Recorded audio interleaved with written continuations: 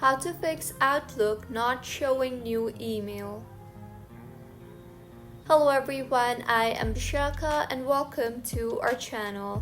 I will take you through the step-by-step process on how to fix Outlook not showing new email. Now let's get right into the tutorial. This issue might occur due to cache. So go ahead and firstly clear the cache in the application. To clear, launch the Settings application on your device. Now tap on General and then on iPhone Storage. Here scroll down and find the Outlook application and tap on it. Now tap on the Offload App option and offload the app and reinstall the app again, as doing this will clear the cache in the application.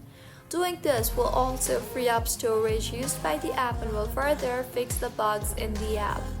The other fix for this issue is open Outlook and tap on your profile icon on the top left of your screen and further tap on the junk option you see there.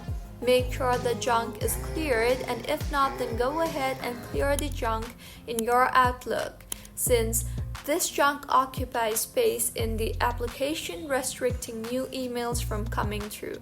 To clear the junk, tap on the empty folder button on the top left of your screen and further tap on permanently delete option and delete the junk. So this is how you can fix Outlook not showing new email. If you find this tutorial helpful, please like the video and do comment if you have any queries.